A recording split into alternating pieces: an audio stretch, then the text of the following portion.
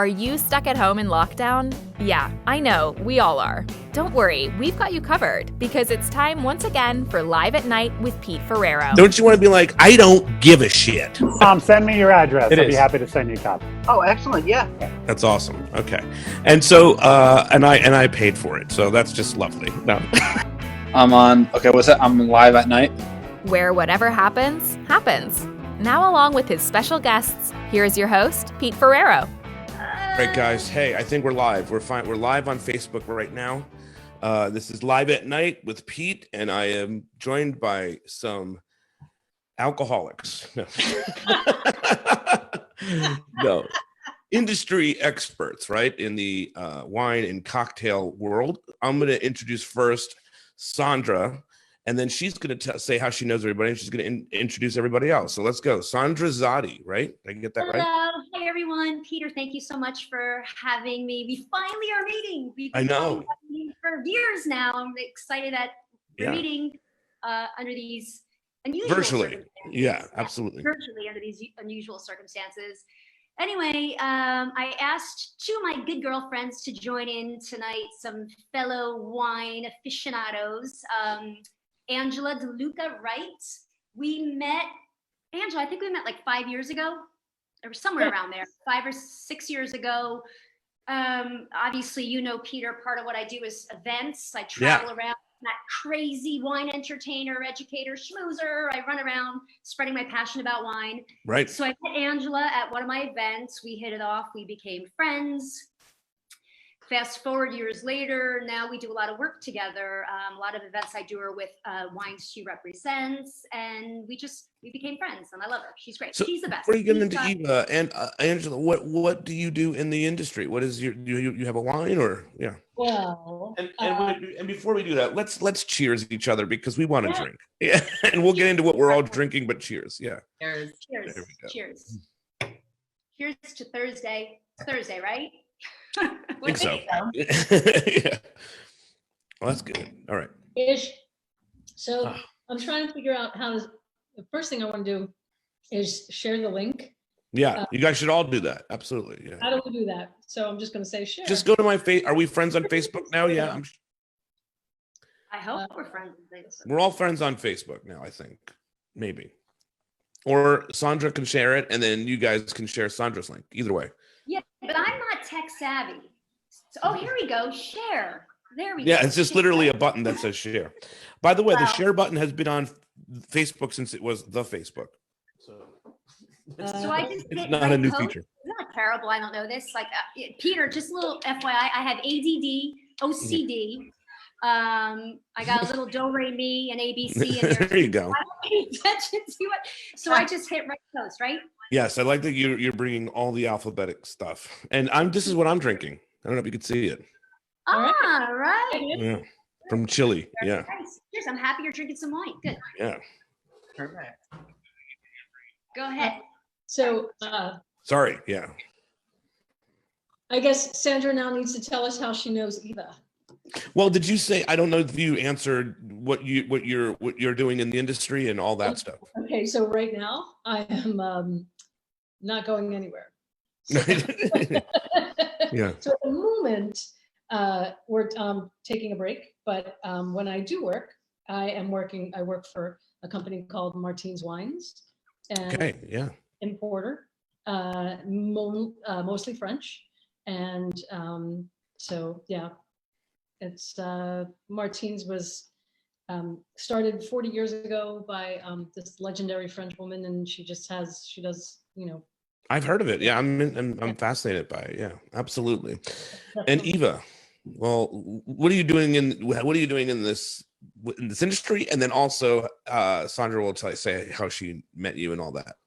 Yeah, so I know these women because I also work for a wine importer. I work for Bonamy Wine Imports. We're based here in South Orange, New Jersey. I ran a store in the city for 8 years before I became a mom. So I met Charlie, who owns Bonamy, and bought a lot of wine from the book then. And when I came back to work after doing the stay-at-home mom thing for a few years, I came back doing sales for Bonamy. Oh, that's awesome. Very cool. Now, Sandra, how did you meet her? Through Angela, right? Angela? I think so. Yeah. Yeah. Part Instagram, part Angela, part just the industry doing events. But Eva, we met like what, a year and a half ago, something like that? Yeah, probably around that time. Yeah, since I've been doing sales for about 2.5 years now in New Jersey. So yeah, it's kind of meeting each other through different stores, and then Angela introduced us in person, and that's been a lot of fun. All right. So first, We had a legendary ladies lunch that day. Oh yeah, a bunch of Benito's. Benito's, Donnie, we love you. Donnie, we love you. Shout out to Benito's in Union. Very cool. And, also, shout out to Leah Gassion, right? Because we know we love her and know her. Yeah, she's an awesome person.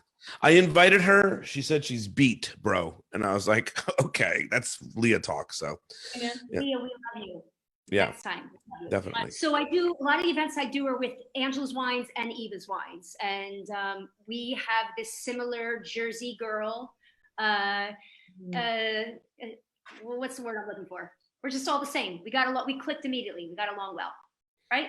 That's cool. Excellent chemistry. Wait, So- Eva, you're not from Jersey, are you? And No. I can't really claim the Jersey girl thing.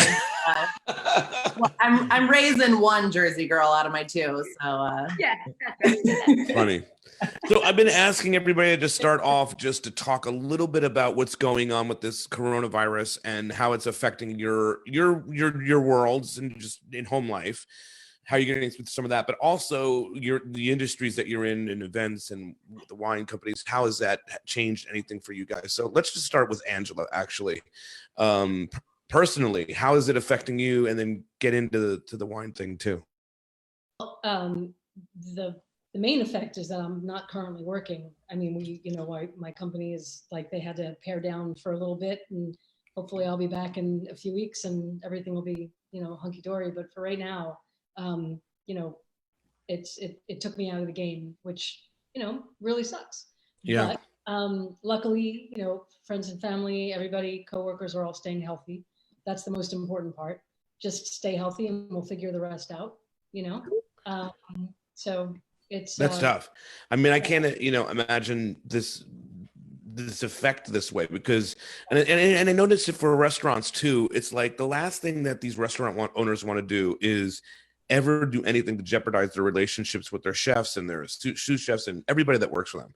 So I'm sure the company that's working for you feels horrified that they would have to even address this and have this happen. No question. Yeah. It's been, it took everybody by, obviously it took everybody by surprise. And, but I think, we're all just, doing the best we can, keeping our heads in the game. Yeah. And, staying in touch, checking in with each other like every day, every other day, which is great. And, it just kind of is keeping us all sane and keeping things in perspective, like we're all safe at home. And, one of the things that I appreciated very much, like early on was, my company said, look, please do not leave the house on our behalf. Yeah. Just like, that was really great. Like, I felt like, yeah, that's, they're looking out for me. In the meantime, I am, safe at home with really, really good wine. So, there are, That's awesome. there So are real quick too, guys, what is everybody drinking? Before we jump into all the other questions, what are you drinking? I showed you what I was drinking here. I'm drinking this wine from Chile. It's this Pinot Noir. It's fucking amazing. I don't know if you guys know it. Wine daily? Do I drink wine daily? Yes. Sometimes beer though, if I'm like in boring mode. Yeah. Boring mode. Yeah. Angela, what are you drinking? I am drinking a 2016 Bernard Bergot Côte Rôtie. So yeah. Nice. It's one of those things where it was a sample and there was Corvin, and so it was like down to here, and I had already shown it to many customers, and it, I can't work. It's not going to keep forever. Yeah. So Yeah. Whoops. How's it drinking? Gorgeous, just absolutely gorgeous. So Côte Rôtie, it's Northern Rhone, 100% Syrah. This producer makes one wine. A lot of Côte Rôtie producers make, like they'll make a reserve, They'll make like, a higher end and, entry level and all that. This is it. They make this one wine. Also, a lot of the Côte Rôtie producers will put some Viognier in the mix to add, like aromatics.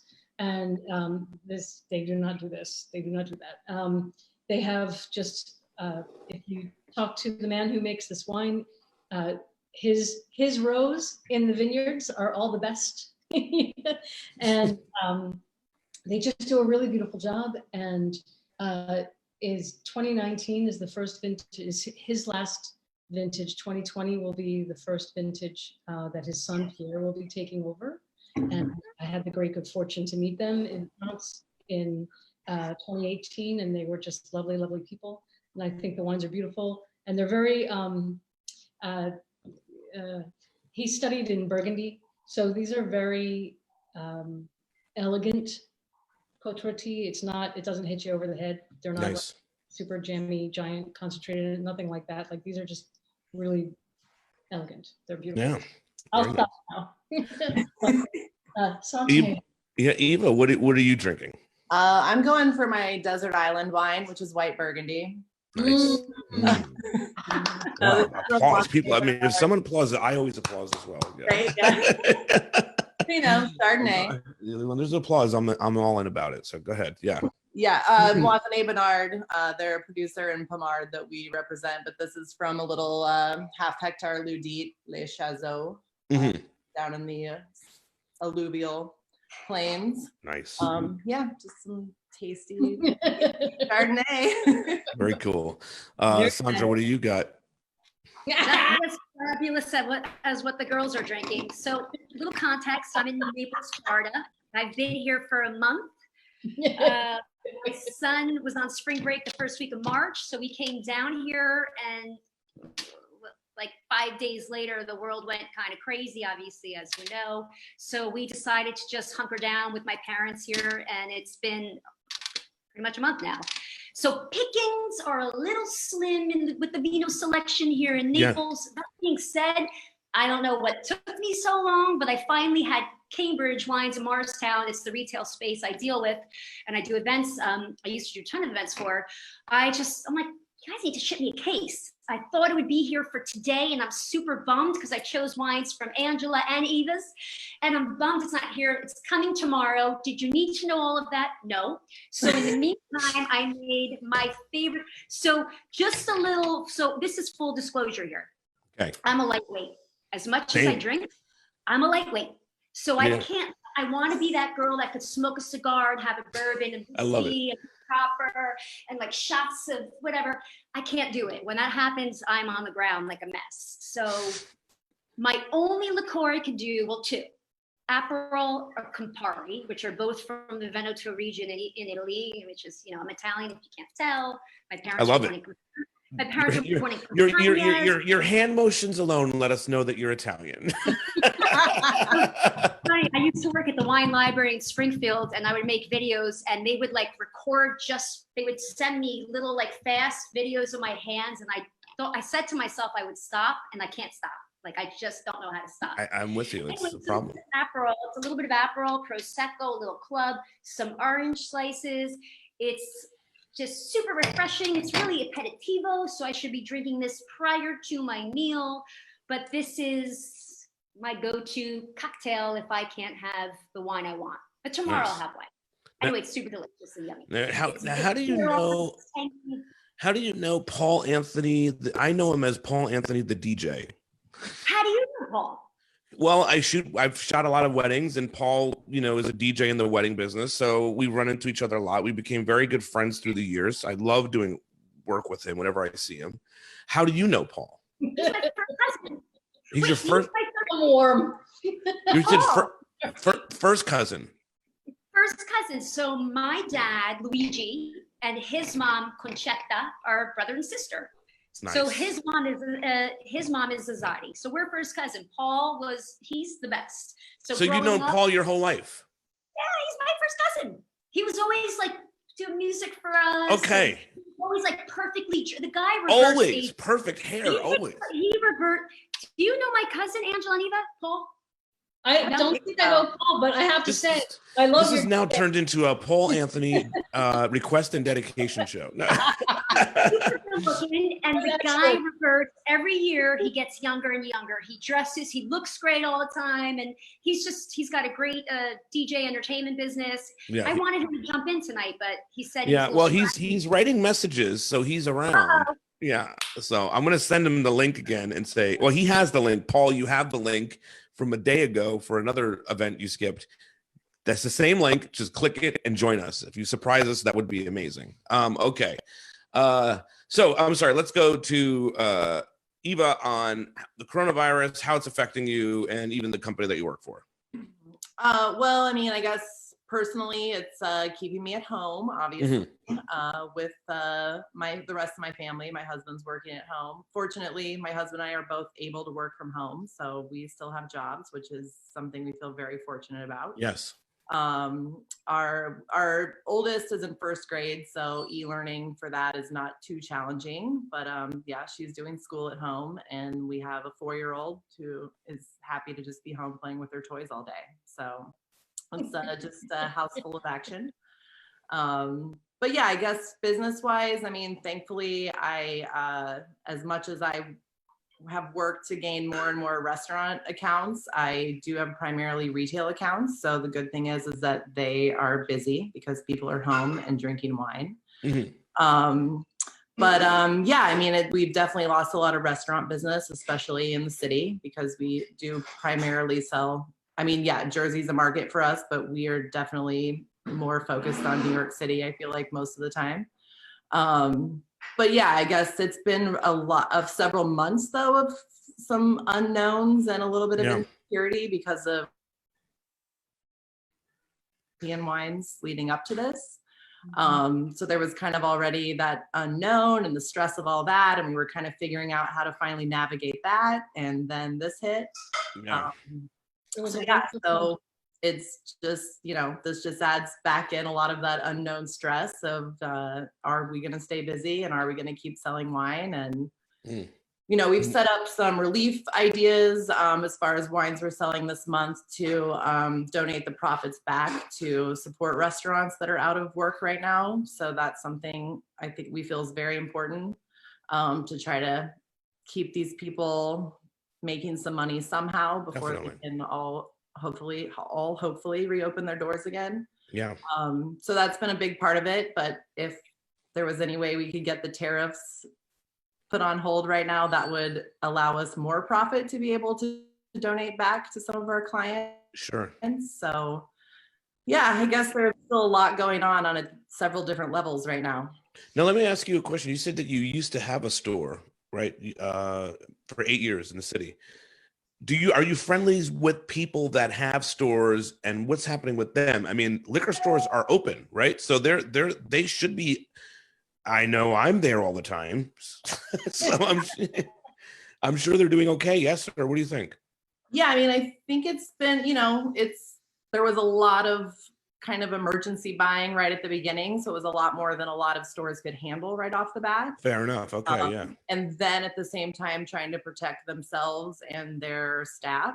A lot of adjustments have been made. There are still stores that are allowing people to come in, maybe in more limited numbers. But a lot of people have had to scramble to figure out how to set up delivery plans and put together orders in the store that people can pick up. So yeah, they're working really hard, I think, to keep everybody with what they need. But it's overwhelming. Yeah, I can imagine. Now, Sandra, how about you? Were you in Florida when this all broke, or did you fly? Tell me what happened. Actually, before I do that, there's someone who's pressing their face against the window here. So before I tell you my story, there's someone who's dying to join in and just say a quick hello. Hello. So then I'll tell you my story. Come in, you can say hi, you can say hello. Hi, before I go to bed, I'd like to take a shot. This might be that lower. This is my father, Luigi. Wait, that's the secret, not to get sick. Only a little shot. Not too big, like this. That's perfect. Yeah. Cheers, Luigi. Cheers. Yeah. Happiness and health. Happiness and health. Wait, he has a shot in a beer cup. Okay? I love it. Is that every night? We're all winging it. Yeah. Brandy. It's brandy in it. That's his secret to sanitizing his insides. That's Yeah. Salud. Salute. Luigi. Yeah. Happiness and great health, Luigi. Yes, absolutely. Cheers, guys. Cheers. Yes. Cheers. Cheers. Cheers. He's been waiting. He's had Tremendous. his face like a kid pressed against the window, the screen right there. I love it. So anyway, yeah, I got to Naples the first week of March. My son was on spring break, and I don't know if I would have ever gotten on the plane if I knew what was going to go down, how the world is today. When did So you leave?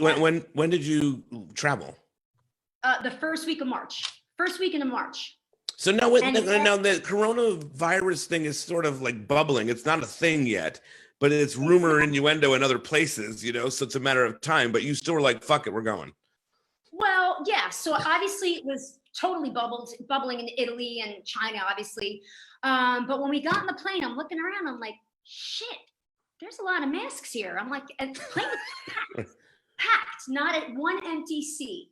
But the first few days we were in Sanibel. So Sanibel is an island like less than an hour away. You would not know there was any virus there. People were out partying, dinners, pools are packed.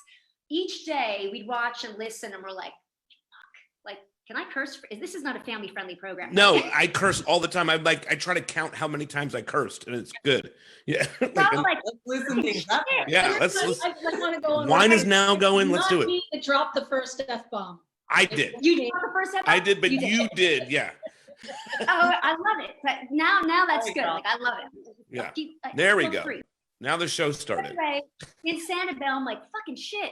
What is going on? Like, we're looking at the news every day. So, and then a few days passed. We drove to my parents in Naples, and I was supposed to come back May 18th, 19th. And I'm like, come back to what? So my son started remote learning here 2 weeks ago. My parents have this place. It's their second home in Naples. And so we basically get up, work out, cook, eat, drink. He goes to school. It's gorgeous out. But I miss home. I just don't know when I want to come back. I'm so undecided. There's no rush. The world is shut down here. And I have no business right now. So my business is the entertaining business. It's, putting on events, whether it's for 3 people or for 400 people. Mm-hmm. So I have nothing at all. All my events are obviously canceled. So And did you quite cancel frankly, your events or did you postpone your events? It just they naturally just got canceled. So I had events. I was flying back March 19th, actually, to do 3 events, that Friday, Saturday, and I believe Monday. And then I was starting right back again, but everything obviously got canceled in New Jersey. I mean, you can't go out and socialize and nowhere. And honestly, now I have events planned for April, which are canceled. Even May, they're getting canceled. And quite honestly, we're not even all like the companies that I'm planning events for. One specific law firm, I do a lot of their own private events. We're not even looking at starting our first event until August.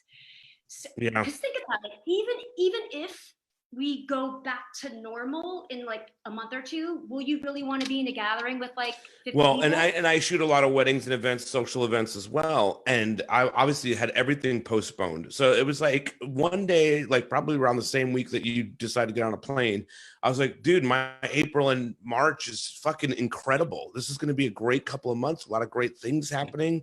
And everything shifted like boom, boom, boom, boom, and now May is starting to shift too. And you're right. So what is the date that everybody can say, okay, I'm going to hang out with 100 people in a room? I don't know if it's coming anytime soon. What was that? What do you think? 2021. No. 2021. Yeah. I thought you said like May 12th. I was like, oh, fuck. She knows the date. Watch out. Here comes Angela's real talk. Yeah. I love that. Yeah. Bring real talk. Yeah. 100 people? I think so too. I think you're right. And I've had a lot of events switch to next year. Which next year? How about your weddings and stuff? It's fine. Like, I mean, like I said, they're postponed to them. I'm not, I'm going to eventually collect the what the payments and all that stuff, but it is fucked up. Absolutely. And I feel bad for the couples. I feel bad for their families that have been planning this out probably 2 years, sometimes in advance. There's a couple I have that's 2.5 years in advance that was getting married in April and now has to move to next April.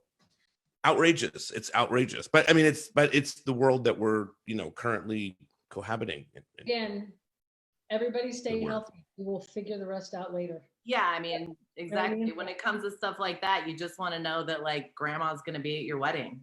That's right. Well, and you want her to be healthy, because if you bring grandma to your wedding now, that's not going to be good. Yeah. Oh, yeah. Absolutely. Yeah. Yeah. Like I literally shot a wedding a couple of months. I shot one on the 14th of March, and grandma was there, and I was like, why is she here? You know what I mean? Like, this is not a good, and then hopefully, and God willing, everybody's good at that from that wedding. They were a great couple. I realized that we were live, so I had to immediately shift. Like, I thought we were just hanging out at the bar chatting. But I think it was a beautiful event. Yeah. It wound up being amazing. Yeah, so awesome. Yeah. So wait, I wanted to say one thing you were saying to Eva before, like you were talking about the wine stores and Yes, correct. Cambridge Wines, who I do a lot of stuff for, and even Ian at Zacky's, like everyone, they said they are as busy now as they are like Christmas time. Oh yeah. What are people doing? We're all staying home. I have not drank one day the last month. Have you drank every night? Every day. Every day. Outrageous. Right? Off because the first like 4 days I was so overwhelmed and went so hard that by the Monday after that, my stomach was like, you cannot do this every single day. You take days off? I had to. My body was like, no, you're not going back to a bottle a day every day. Like that cannot Listen, happen. a lot of people, when this virus hit and everybody was in panic, the first few days, people ran to the grocery store. The smart ones went to their liquor store, right? We knew fucking hunkered in for some time. And I'm not fucking around here. Right. That was the first place I went and bought bottles of wine, beers, everything that you can imagine, like it was the grocery store.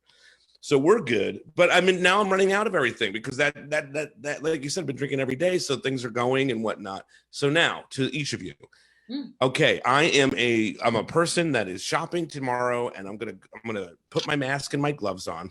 Right. Yes. And I'm gonna stay 6 feet apart from everybody, but I need new ideas. I need to get some new wines. I need some new cocktail ideas. I need some beer. Tell me, probably not beer, but tell me about the cocktails and wines that I'm gonna go with. And we're gonna start with Eva.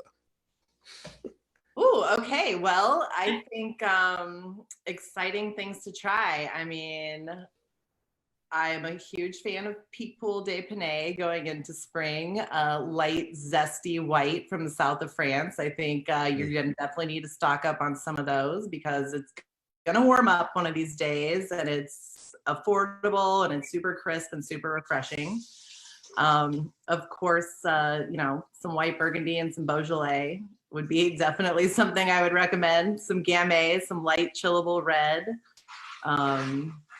Yeah, I mean, I would say, just find some new light chillable reds and some refreshing whites.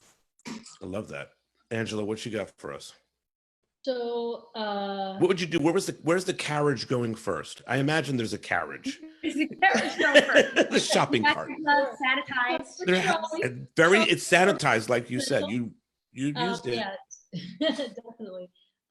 So I, like my desert island, I mean, I changed careers and, gave up, a lot to do this, right? And so to me, it was all. What was it that you were doing beforehand? I'm sorry, I have to know. I was at IT. I was in IT. I was like associate director IT for Whole Foods Market. I was there for 9.5 years. So one day you woke up and said, "That's the end of that IT shit. I want to get involved in wines. I love wines. It's a part of my body. It's my soul." So yeah. So you gave up some shit for this. I did. Yeah. And it was really so that I could drink Burgundy. So, so to me, like desert island, like I need red, white Burg, so that's first. Now for springtime, I definitely some Muscadet, like a lovely Muscadet. If you're lucky enough to be an oyster person, have good good access to those. You know, Muscadet is gonna treat you right for that. But really, champagne, man. Fuck yeah. It's just really good fucking champagne, you know? Right. And that's like, I just like with a giant pile of French fries or like the most perfect kettle chips and, you know, like a good bottle of champagne. That's what I want. Or I do like a rosé champagne with like creamy buttery cheeses and fruit and a rosé champagne. Like I'm just, you know, that's that. If really I could break the 6 feet rule and hang out with one person, it would be you. I would bring the good shit. 'Cause that sounds like some really Same. good shit. I actually feel exactly the same. Not wanting it to be Angela to hang out with. Oh, and I imagine there's cheese somewhere, so it's fine. Yeah. Yeah, I'm at home, so I can kiss my hands. There you go. Okay, Sandra, where are you moving the shopping cart? Okay. Clearly, you went a whole other aisle based on what you're drinking tonight. Yeah. Well, first of all, my internet keeps saying your internet connection's unstable. It must know me. It says your internet. I'm waiting for my internet connection to say it's not the internet. You are actually unstable. Yeah. It is true. So, all right. First of all, have you ever had an Aperol Spritz, Peter? I have, yes. There's a female, an amazing woman chef in New York City. Her name is Hillary Sterling, and she makes an incredible cacio pepe. She's a brilliant chef. And about the cacio pepe. I'm sorry, you can't. I mean, it's so authentic, and she traveled through Italy to find the best cacio pepe so that she can recreate that. So it's everything that you can imagine. What's the restaurant called? It's called Vic's in New York City. Yeah, she's an incredible chef. She worked for under Batali, and we can let that go. But you know, like, but you know, she has some good startups, and she's an incredible chef, and so she cares very much about her cocktail and beer menu as well, because she's just such an authentic person, and cares that way. And that's where first time I've ever had a spritz. In fact, I went through, and she has so many variations of the spritz on her menus that every time I go there, I drink a spritz now, and it's thrown them off my like wine and pasta game a little bit. Yeah. Yeah. I'm sorry. So I gave a very long answer to that question. No, I love it. I love it. You gotta go. You take those down, then we come back. Yeah. So right now, like Angela and Eva, I'm all about like bubbles, sparkling wine, like Angela was saying, champagne with French fries, potato chips, fried chicken, nothing, popcorn, sushi will change your life. That all being said, currently where I would steer your cart, I'm all about skin contact. I mean, skin contact, I'm saying it's skin contact and then skin contact. So skin contact in the wine world is basically white wine grapes that spend some time on the skins. So the skins are what Thank you for the clarity on that, because there are some people that are like, does she know about the 6 feet? You know, so. So wait, before speaking of skin contact, when I'm like, oh my gosh, I'm in the shower, I have an outing to go to, I shave my legs and everything tonight. Like, you guys are going to see my legs. Like, it's the party, Sandra. If you want, we will admire and watch from afar virtually. I was like, okay, anyway, that's ADD. So skin contact. So wine gets its color from the skins. So there's a fabulous Trousseau Gris I drink right now from Jolie Lade in California. It's this gorgeous, like pale salmon color. It's so aromatic. It's super sexy. Their Trousseau Gris, Jolie Lade, love, love, love. That's coming tomorrow. And then Venica Pinot. Oh, yeah. Where did you find the Jolie Lade Trousseau Gris? That's like a unicorn. It's very Cambridge Wines. Yes. So they have a little bit. So I ordered. That's in my case arriving tomorrow. Oh, we met Scott together. Scott Schultz. Oh yeah, we had that fabulous dinner at Faust. And Eva and I are like, what the fuck? That was delicious. Why am I blanking out? What's the? We weren't there. It happens with this group. I know. Wait, listen, one more. And then keeping with the skin contact, Venica and Venica's Pinot Grigio. Have you had Venica and Venica Pinot Grigio, Eva and I Angela? don't think so. Oh fuck, she's gonna go get it. Oh, What's happening? I think it was an attempt to show us. No, but she doesn't have any. That was the shit. I don't have any. It's coming tomorrow. It's this copper colored Pinot Grigio that will change your life. It's not like that shitty, I'm sorry, I hope no one gets mad at me. It's not that shitty Santa Margarita shit that people Fuck, drink. does that suck?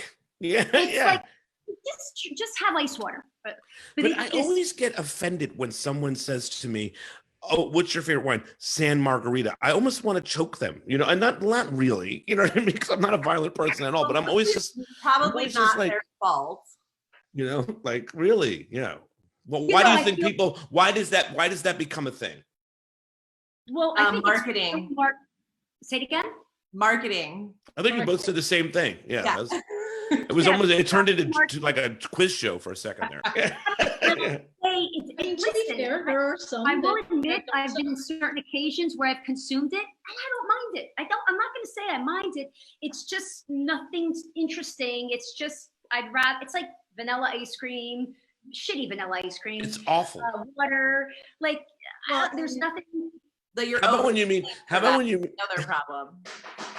Was that? That you're overpaying for that mediocrity. That's right. Is really the problem. How about when someone doesn't know what you all do and hits you with the San Margarita shit? Are you like, oh, cool? Like, No, you know what? No, it hits you with like, oh, yeah, I drink a lot of wine too. We love San Margarita. Are you like, say, oh, all right. I feel bad. I'm just not that person, right? I don't know. How are you yeah, girls? no, I get that. I mean, I offer suggestions of something else to try next time they walk in. I'm one of having been in retail for as long as I was in retail, Right. and also having respect for the fact that my number one rule is if it doesn't taste good, don't put it in your mouth. Yeah. So, if I mean, not Where that it's is what the I Bud want, Light? but if Bud Light tastes good to you, then you drink Bud Light, right? Okay, I'm with you on that. Probably try some other things, but if you have and that's what tastes good, then that's your thing. And also with craft beer to a degree, I feel like there's some lunatics about craft beer, and I love craft beer, but I'm also cool with just drinking a Corona on a hot summer day. You know what I mean? So I mean, as I love really great wine and my wine palette is in one place, there's really one beer that makes me happy, and it's Miller High Life. And love that. We're never I love going to that. change. Yeah. I would say for people that are buying beer right now, go with your don't try anything. I mean, yes, you can try some shit, but get yourself a bunch of Miller. Get yourself a bunch of, the standards that fuck man, it's April 30th now, right? I got to go back to the liquor store and I'm looking for beer. I need some classic standards that I know are not going to fuck me April 21st. Right? I love how do you say it? Negro Modelo? How do you say it? I love it. That's my drinky beer. So Negro Modelo. We call that drinky beer. Drinky beer. Drinky beer. To Pete's point, right? So because Get drunky? you could open our fridge at any time and there'd be all kinds of like weird beer in there, but that's not what you want on any given day. You want drinky beer, like Drinky beer. So Miller High Life is a perfect example. Totally.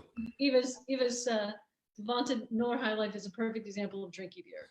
So, My jam, I love all Brooklyn's beers. I love their any those Brooklyn are beer. great drinky beers. Yeah, and I feel like to me, just go buy yourself a whole bunch of Brooklyn beer and you're set. And then get yourself some Coors Light, Miller, and just so you have it. I have some Budweisers in here, and that I'm at the Budweiser point. You know what I mean? Where it's like, oh shit. That's why cousin Paul loves his Negro Modelo. He's always got when you go to his house, he's got like big, beautiful tubs of it, chilly and nice. He's got the lime sliced perfectly. I will tell you, Angela, Paul. I want that and a skirt steak. I've known Paul for Herbs, olive 10 oil. years now.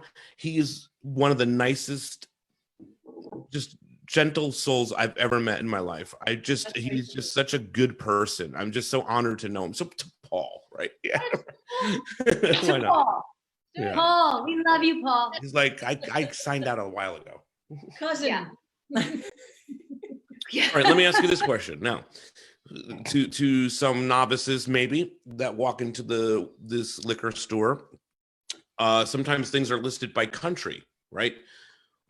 France, Italy, Chile, America. Where are each of you going? And whoever answers first, there's no rules here. Where are you going to country-wise first? And what are you doing when you get to that country? Okay, Eva, go first. Because you all are waiting, yeah. Yeah, I mean, I'm going to France and I'm shopping the white Burgundy, and then I'm shopping the Beaujolais, and then I'm gonna see what they've got from the Savoie. I like mountain wines, so then I'll head there and grab some pet nats or cremants, and then I'm gonna check out what's in the Germany section and get me some German Pinot Noir. Yeah. I might spend a little time in Alsace before going over to Germany. Yeah, good spot to be. Yeah, definitely. But yeah, no, I'm going to France also. And you're going to France too. Oh, yeah. Totally. Before I did my deep dive into wine, growing up, I'm Italian American, and so I grew up. Are we all Italian American? No. No. Three. No Italian here. Marsha Brady, what is it? Because of the squares. Yeah. Sorry. All the way on this side. Nice. Okay, so that makes sense why she's going into that section. Yeah. Yeah, but so growing up with Italian wine and Italian cuisine, obviously, I just always figured that when I did learn about wine, when I did do a deep dive into wine, that I would just hang out with, in Italy and do, and just be in that aisle of the store. And while I absolutely love it, dude, man, Burgundy just said, oh yeah, okay, you think that's what you're gonna do? Yeah, you're not gonna do that. So okay, so if you're watching this and you're going into your store and you're repacking, it's what, April 2nd or 3rd? I have no second.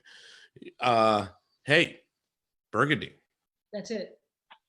Red, white, I'm good for the rest of my life. There's nothing else I really need except for champagne. I was gonna say, if I could break the 6 feet rule with a second person, it would be Eva. Yeah. All right, so Sandra, what are you doing? What country are you going to? You've walked into the store and you just immediately go to? I mean, I want to say France, but I'm going to say Italy. I love it. I love that you said that. Yeah. Specifically 3 regions in it. Italy dance. There you go. Yeah. Specifically, most of my certifications are in Italian wine, and I started drinking. I say double digits sounds better. I say my career in wine began at the age of 10 when I had my first Spiccherino di Vino Rosso at the dinner table with my parents, when it was probably more like 4 or 5 years old, but I say the double digits so it sounds a little bit more proper. Anyway, that being said, 3 regions specifically in Italy.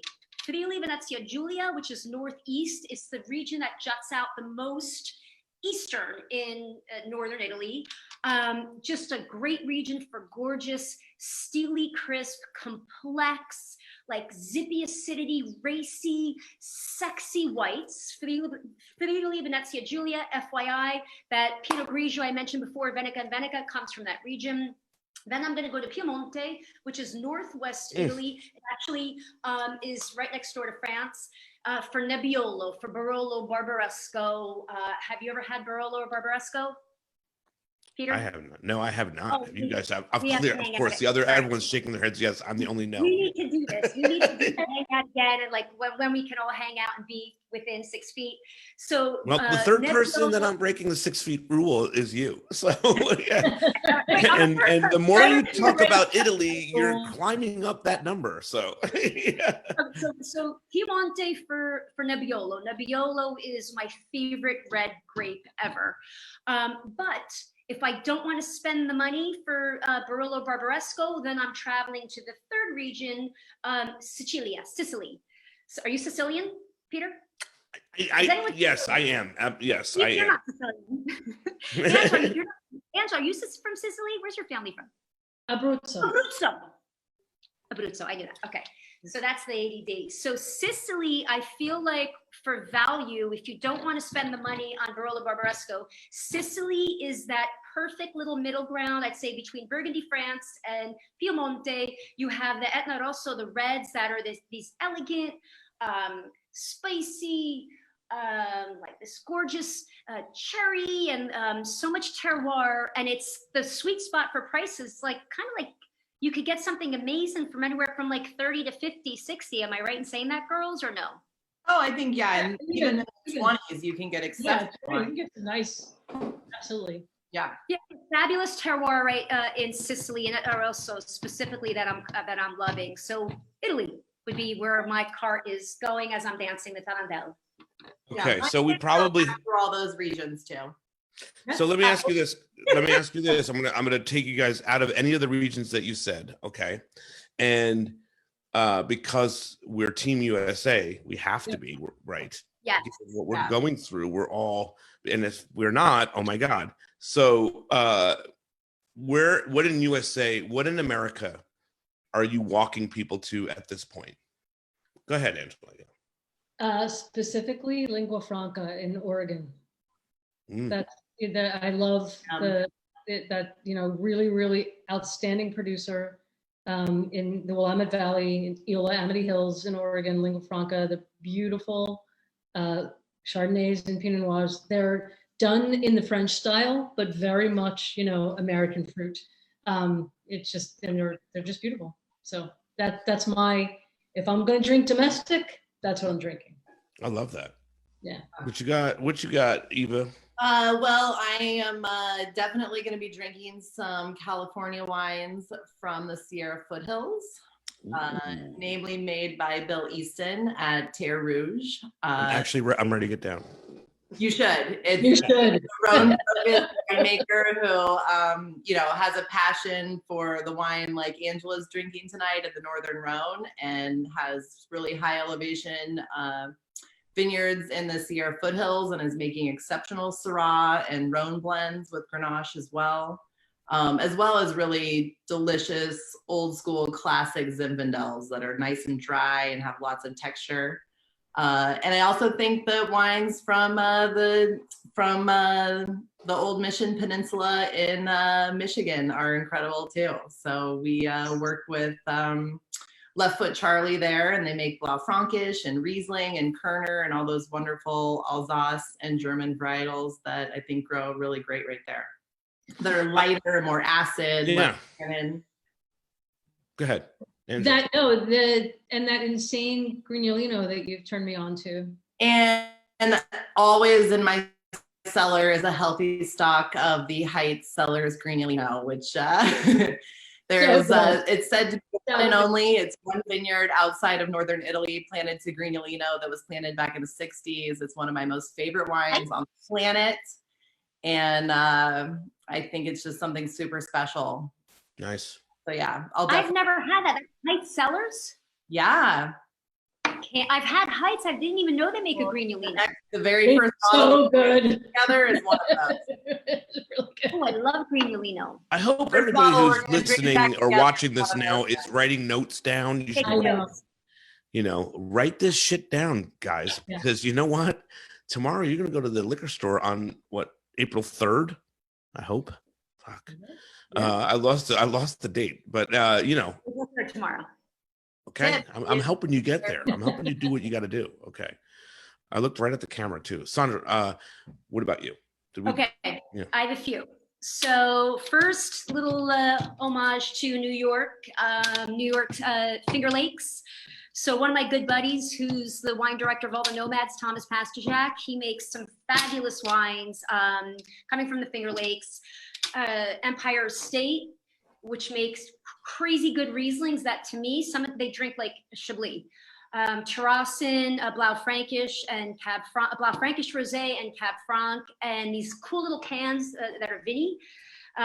So there's a sparkling white and there's a little sparkling pink cans. We did a few events together in New Jersey last year, and we have one coming up in June, which I have no idea if it's even going to happen. Angela at Orange Lawn Orange Lawn. Yeah. I don't know if I doubt it's gonna, who knows? So that's one so I always like to tell people to kind of shop and support what people are doing in New York, and the wines are absolutely fabulous and they're total steal. But in California, I'm all about so many wineries, but in particular Massican, Dan Petrosky, who's the winemaker at Larkmead, he is crushing it with his Massican label. Jolie Late again, that Trousseau Brie I was saying, Scott Schultz, I love everything they're doing. Their wines are super balanced, very food friendly, extremely food friendly.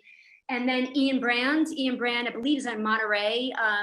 So he's got this one venture called La Maria, where it's his ode to the sea in Spanish varietals. There's an Albarino that will change your life. So that's just 3. There's so many more. Tribute to Grace, that's coming in tomorrow too. I could go on, but I love to see what these winemakers are doing in California. They're kind of steering away from, what I used to drink, these big ass 15, 16% Napa cabs that would knock you on your ass. But look, there's a time and a place for it. There is a time and a place, and I think it's today. It's today. It's right now.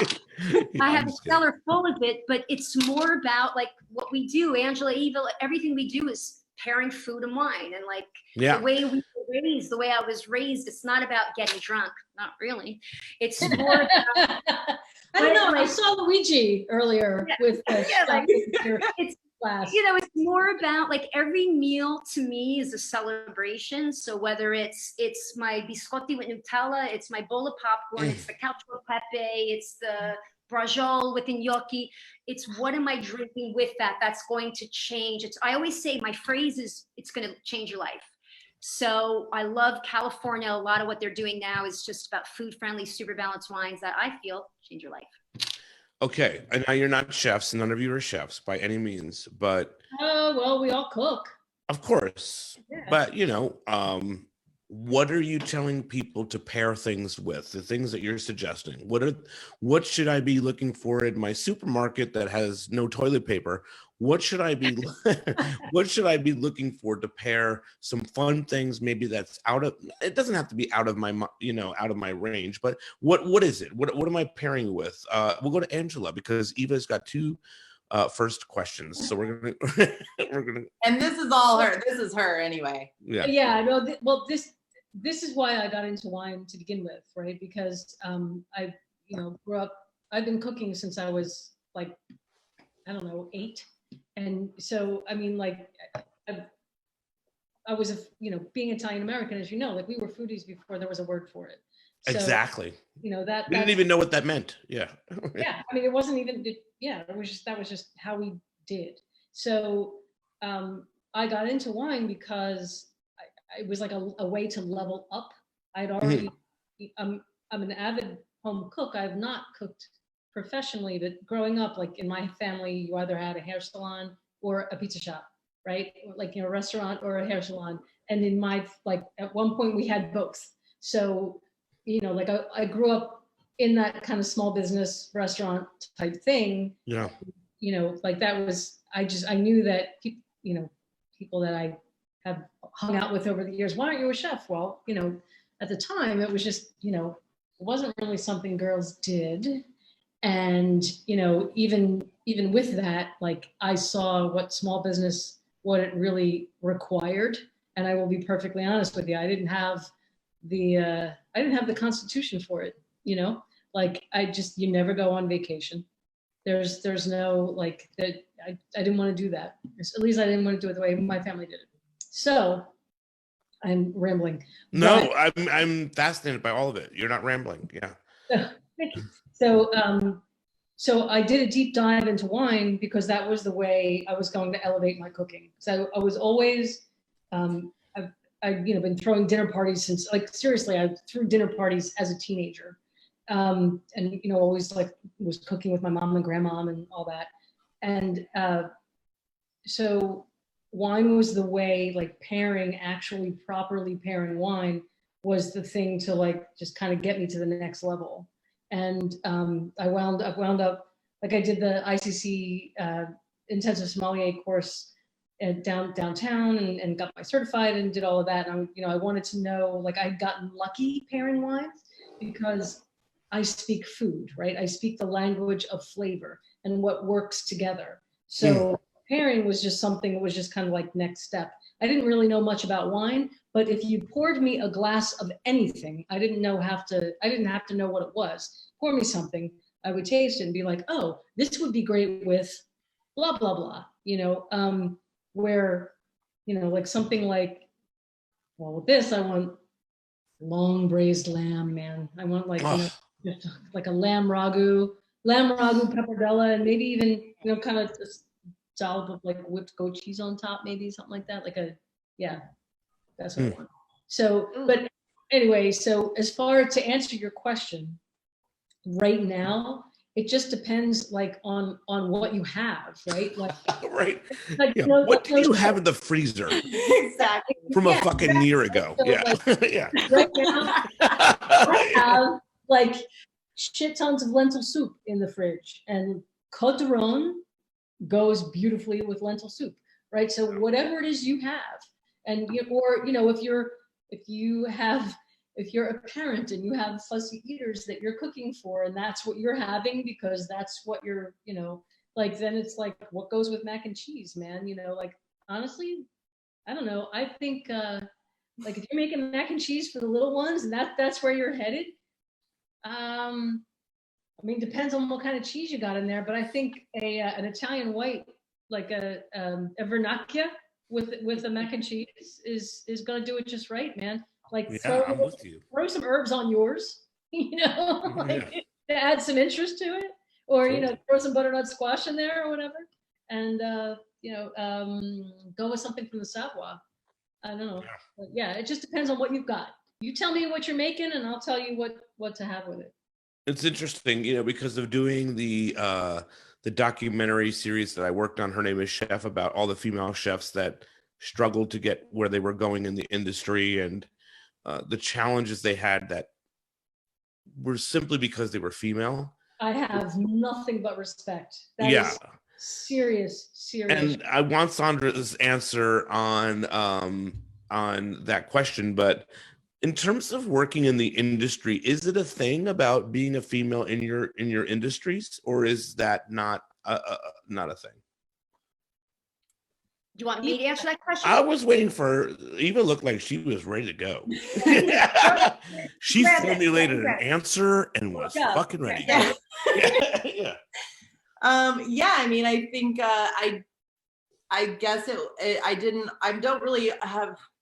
I guess I was raised by parents who gave me a lot of independence at a young age and put me to work at a young age. And I've always been like a very able-bodied, strong person. So I've never really been intimidated by men or thought that like I couldn't do something because I was a woman. But definitely when I moved to New York and started working in wine, I didn't think about it maybe as much in New York, but when I moved to New Jersey and started repping and selling wine and going into wine stores and restaurants and trying to meet with buyers, and which of course I have to say is what drove me to find Angela and find Sandra and find women that were working in wine in New Jersey, because it blew my mind how I couldn't find a woman to work with as a colleague or as a buyer. Really, after my first year in the business, my number one goal for year 2 was just to find women buyers that I could talk to and work with and have meetings with. And and before, I guess I had never really thought about there being a divide that way in the industry. I'll be honest, I'm a guy, so when I made Her Name is Chef, I walked into it with, okay, a few of them might have a story, but to know that every single one of them, and they're all amazing, incredible leaders and chefs, like to know that each one of them had some scenario in their careers where some other asshole chef said some shit just it literally blew me away. You know, I still think about that a lot. Angela, what about you on that? So if I had tried to be a chef when I was in my 20s, I would absolutely have gone through that. No question. And I definitely have had that to deal with in different, at different times in different careers. I've had many careers. I'm of a certain age. I'm older than Sandra and Eva by a bit. So I kind of am old enough to have gone through, just some nonsense in the workplace. No. Before. But luckily, in starting in wine, there is, there aren't that many of us, and I feel like we have found each other. We had a girls' night at my house one night where I think there were 9 of us. I think there were 9. Probably about that. Yeah, so there were 9 of us, something like that. The one I missed, right? Because of Cole's like project, his schoolwork or something. Yeah, Sandra didn't make it that night, but we had that Cole. Oh, and the lineup, by the way, every woman that showed up brought like just baller bottles, man. And there's something that you see a lot, like our male counterparts, our men counterparts, I should say, will often like post these pictures on Instagram or Facebook or whatever, these like crazy baller bottles, and and it's kind of like a, it's kind of like, all right, guys, why don't you just unzip, okay? Come on, but that night, everybody that came to the, to the party, and just brought like the shit, Yeah. So I have a picture of the lineup, and the bottles were just amazing. So anyway, yeah, there aren't that many of us, but we have definitely found each other, and there is, there are absolutely wine bros, and there are even, there are like 35-year-old wine bros, and it's just like, really, guys, so that is a thing, but it is not, because I think a lot of it is because I'm of a certain age. It's not something that is like, it's not a problem. You know what I mean? Yeah. Like it's in the business right now. I think there's so much, I think everybody's just like, do you know what you're talking about?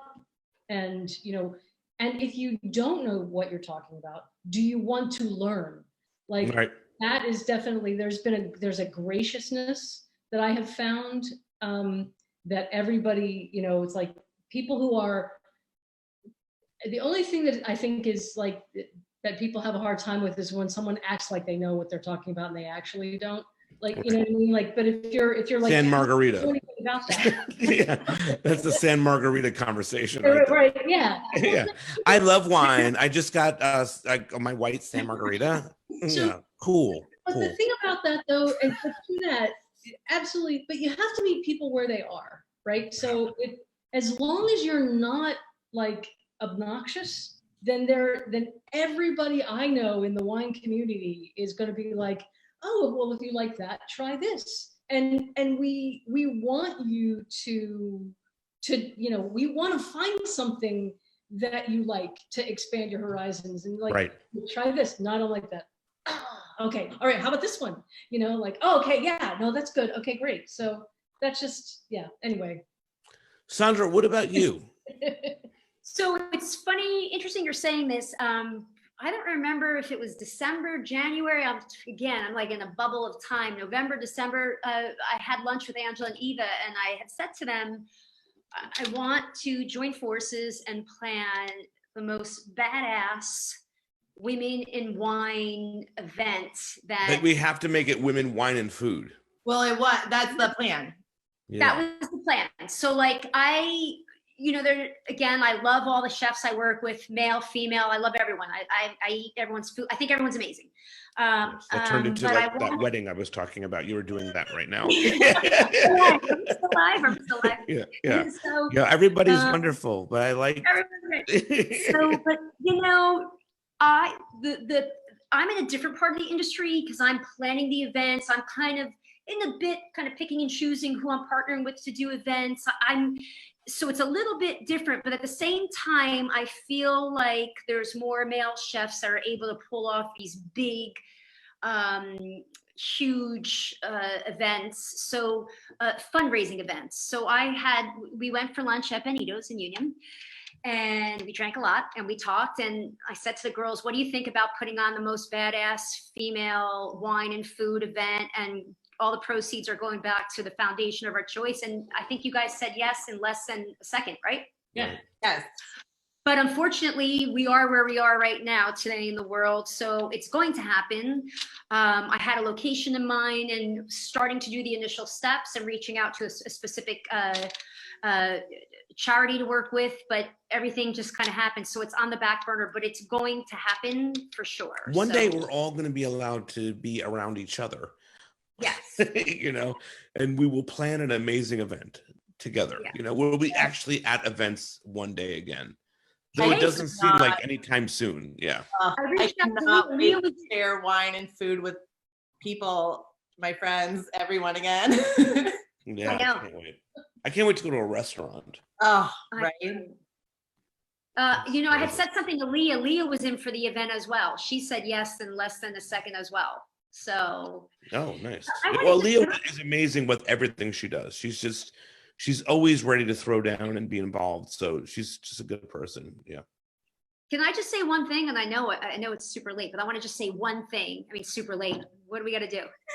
Yeah, I'm like, what do you mean by that was like, what do you, a twist for all of us. I finished Tiger King. I'm out of excitement. Oh, did you like it? What's that? Did you like it? I finished it too. Oh, did you like it? Of course. Oh my God, of course. I didn't see any of it. I didn't see any of that. I don't know what it is. Yeah. I'm sorry. I'm so okay. I've seen the pictures. I'm gonna try to watch it at some point, but it's Tiger King. Oh, I haven't seen it. Oh, still my number one of where I'm going with on the 6 feet. Yeah, because we're not watching that show. Yeah. Last night I started binge watching with Renee Zellweger on Netflix called What If? It's basically a glorified soap opera. It's like a glorified General Hospital. I watched 5 episodes and I can't wait to watch the other 5 tonight. This tycoon, she's a successful finance tycoon, and she propositions this couple. She said, if you let me have sex with your husband, I'm going to give you $80 million to start whatever company. And so I got wait, what is this now? What is this? Wait, whoa. No, wait a minute. That's the first time I've seen someone else take a sip. I am the only one that's drinking. I'm drinking. Oh, no, I'm drinking. I don't know if you guys know. Yeah. You know, so I heard the premise. I'm like, I'm in. And then I watched about, first of all, Renee Zellweger, she's like super tight. She's all tight and skinny everywhere, and she's like walking around all sexy, but it's so terrible, but I can't wait to finish it. Like, I gotta finish it. So that's and she's so good in that movie where she played Judy Garland. Yeah. I didn't see that. I want to see that. So what I wanted to just say, when you were saying before about like recommendations, I just want to say, like, whenever I talk to people about food and wine pairings, what we were kind of saying before, Angela and Eva, like bubbles, when in doubt, bubbles. And it doesn't have to be champagne if you're on a budget. I mean, I love Italy, but I prefer not Prosecco. I mean, you could do a sparkling Muscadet, a sparkling Chenin Blanc. There's so many more interesting bubbles out there than Prosecco. And again, I love Italy, but so bubbles with sushi, with popcorn, with anything fried, with oysters, with cheese. Even I wouldn't necessarily have a ribeye with bubbles, but like a sliced up, like nice skirt steak or something like with like herbs and olive oil and sea salt. Like there's so much bubbles work because they cleanse the palate.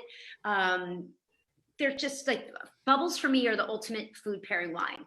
If not bubbles, rosé. Rosé has a bad rap. A lot of people, well, it used to have a bad rap. Most people, like a lot of guys are like, oh, I can't drink rosé. I mean, there's so many fabulous dry rosés out there, and you girls both, Eva, I just emailed you about a rosé that I love that Jockey Hollow pours by the glass that I'm going to use the phrase will change your life. It's so fabulous. So like for me, rosé, if you don't want that full effect of a full blown red wine and you just want to bump it, take it down a couple notches, but you want this freshness, super light, crisp, I think rosé is, I drink rosé 365 days out of the year. I think it's bullshit, that misconception that rosé is just your summer wine. Hell no. I actually bring a bottle of rosé in bed with me most nights. And I drink it with What If. And in the late edition of the show, she's going to show you what that's like. That's the not rated version of this show. Kidding. Yeah. And my last one would be Beaujolais. Beaujolais, for me, is the ultimate food pairing red. Like, it's again, Beaujolais may have a bad rap with most people because they think of that Beaujolais that comes out the third Thursday in November. That's just, oh, you have a Beaujolais there. Beaujolais is just. I have a Magnum of Beaujolais. I didn't open it because there's Magnum. That's fabulous. I had that. Cambridge gave that to me to taste. Fabulous. So Beaujolais is made with the Gamay grape. Gamay is one of the most food-friendly food pairing wines there is, and it's like crunchy, it's crisp, it's fresh, it's fruity, it's got this banana peely, tutti fruity, bubble gummy, juicy ripeness, and it's just like such an awesome food pairing wine. Anyway, that's it. That's all I have to say. No, that was wonderful. That's all I have to say. All right. Look, I think we've given some people a lot of great advice, but I'm going to ask you guys specifically. They go to the liquor store and they're looking for one thing, just one thing. What is the one thing you're going to recommend for them to pick up tomorrow? Eva, you're a safety now. You're a good first. Yeah. Well, again, I think that's difficult just because everyone's palate's so different. But I think to try something new and different, I think give Chenin Blanc a try. Like white with a little more body, can't say lower acidity, but just like a little bit rounder palate, really kind of honeyed and pretty, but still gives drinkers that like a heartier white, more body, but still gives everybody that crisp cleansing acidity. And I think it can pair with a variety of things. And is just a beautiful grape to try if you haven't tried it. Yeah. Angela, what you got? The one thing. What's that? The one thing that we're one thing. Okay. Man, can I ask clarifying questions of the person first? You know what I mean? Like, yes. I don't want to tell somebody. It's more about your one thing, I think. Okay, so my one thing is still going to be champagne, right? I love that. I do love that. Yeah. It's really because, well, yeah, it just, yeah, I'm feeling champagne right now. I've got a little champagne nostalgia going on. I haven't had any in a little bit. I haven't been out of the house in a little bit. So now, is it because the only thing you had was champagne when you were like, "Fuck, all I have in this place is champagne," or was it because you're really into it? Oh no, I really am into it, and so so there's a producer, a champagne producer, Saint Chamond, right? And the guy who made the wine, the Monsieur Coquette, who made the wine at Saint Chamond, was he had to be about 90, but he just recently passed from COVID-19. Oh. So it like the wines that he makes are absolutely brilliant, and he was just this lovely, super energetic, just wonderful man who made these wines his way. He's been making the wine since he was a teenager at his house, and everything like organic, and he was a Chardonnay guy, and just made them the way he wanted to make them, extended lees aging. And so if you had 2008 right now. If you could get the 2008 Saint-Chamond, like that was on the lees for 11 years, and I'm going crazy into getting into too much geeky stuff right now. But just rich and beautiful and crisp and refreshing and complex and just special. So if I had a bottle right now, I would be raising a glass to Monsieur Coquette and just thanking him for all of the beautiful. Yeah, thank you for the bubbles, Monsieur. I love what Sandra's drinking. Yes. Right now, it's just like a little bit of water. Sorry. Right now. I think she even has a straw. Did you see my matching straw? I did. I got like an orange. Yeah. What do you got? You're walking into the store. One thing, Sandra. Well, so it's less about me. It's more for people. If I could tell, someone tomorrow what you should go in the store and get, I would love to say what Angela said, because for me, bubbles are always the answer, but I know 1/1000th of what she knows when it comes to champagne and bubbles. So I'm going to say I highly recommend people trying Trousseau Gris. And I know I talked about it before with Joli Lade, but Trousseau Gris is a varietal that's virtually extinct. It's grown primarily in France, but I believe, don't quote me, 1000%, but I believe there's literally only one vineyard site in America that grows Trousseau Gris, and it's in Sonoma. And Joli Lade, this particular producer I'm talking about, that's where they source their grapes from. It's just such an interesting varietal. It's so aromatic. It's got this gorgeous color. I was introduced to it from a master sommelier a few years ago, Dustin Wilson, a good buddy of mine. And I remember the first sip I had, I'm like, holy fucking shit, what is this? And I need this in my life. So Joli Lade's one producer that I love, but there's a ton. John Livingston, I reached out to him last night, girls. I'm like, I need to try Root Downs Rosé, Trousseau Rosé. I just think it's an interesting varietal that most people don't know about. So I'm going to choose that because I don't want to say bubbles, even though I really want to say champagne. That's cool. All right, I'm gonna give you a question from the audience. Not many. I want a recommendation for a good dry rosé. A recommendation for a good dry rosé. Oh gosh, there's so many. Okay.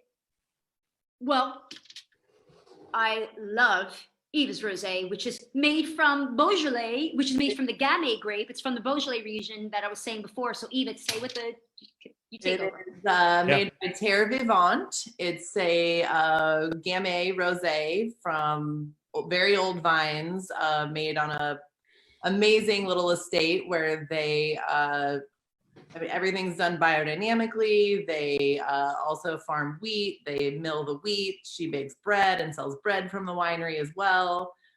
Very special little winery. And that will be in stock in New Jersey towards the end of May. Nice. And it's priced so insanely, what is it, like? It's around 20-ish a bottle. It's 20. It's so amazing. The other one, my buddies at Vera, Gabe and Andrew at Vera, they have a great rosé. It's biodynamic and organic from Lombardia, which right now, Lombardia, we're thinking of you.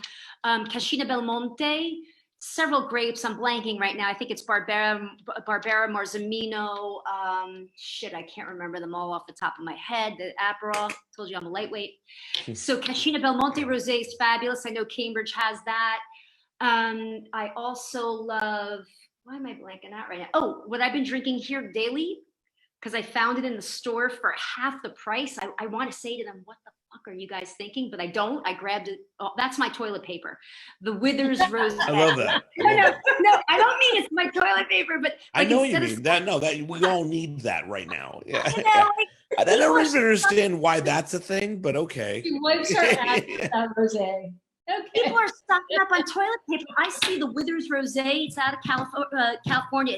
It's Grenache, Mourvedre, Syrah. I grabbed a ton of it. It's half the price. It's like a $25 rosé. They're charging $12.99 at the store up the street. I'm like, oh my God. But there's so many. Oh, Terrassin.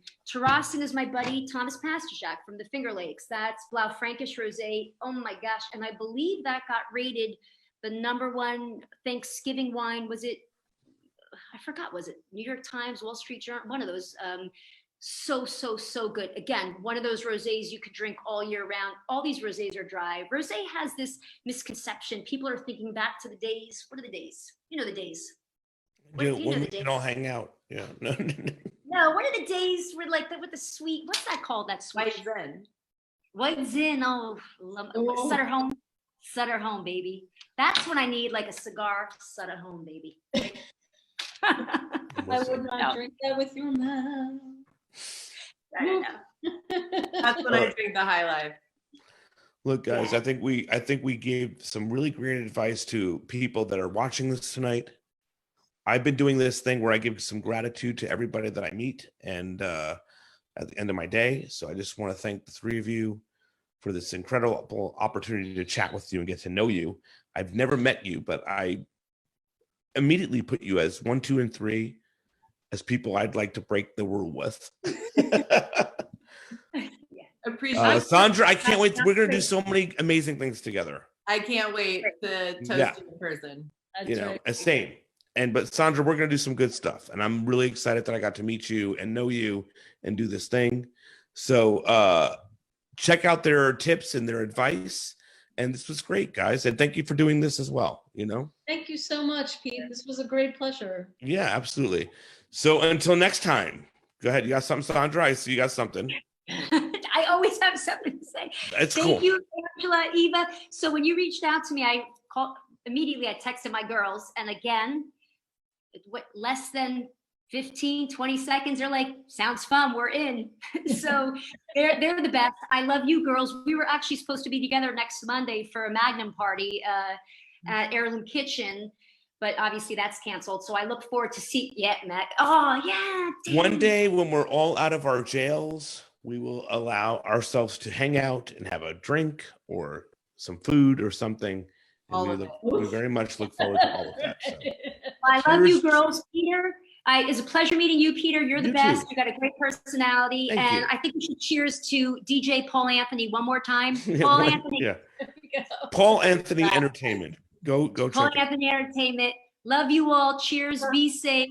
Drink a lot of wine. I believe it sanitizes our insides. All right. Awesome, guys. Thank you so much.